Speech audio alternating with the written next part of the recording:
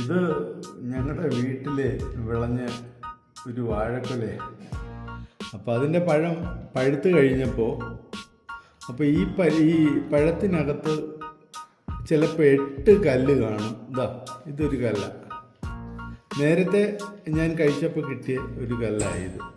ഇങ്ങനെ 5ഉം 8ഉം കല്ലുകൾ ഒരു പഴത്തിനകത്ത്. അത് ജീവിതത്തിലെ ആദ്യത്തെ ഒരു അനുഭവമാണ് എൻ്റേതെന്നല്ല, ഞങ്ങളുടെ വീട്ടിലെ തന്നെ.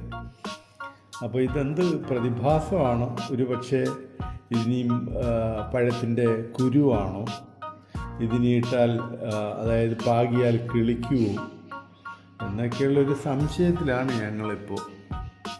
എന്തായാലും ശരി തന്നെ, ഏതെങ്കിലും കൃഷി വിദഗ്ധരെയോ കൃഷി ഓഫീസറെയോ ഒക്കെ കണ്ടതിൻ്റെ കാര്യങ്ങൾ ഒന്ന് സംസാരിക്കണമെന്നൊക്കെ പറഞ്ഞിരിക്കുക. ചോദിക്കണം, സംശയം തീർക്കണ്ടേ. അപ്പോൾ നിങ്ങളിൽ ആർക്കെങ്കിലും ഇങ്ങനെ എന്തെങ്കിലും അനുഭവം ഉണ്ടെങ്കിൽ ഇത് ഞങ്ങളുടെ ഈ അനുഭവങ്ങൾ കേട്ടിട്ട് സ്ഥായിയായ ഒരു കമൻസ് ഇട്ടേക്കണേ. Thank you.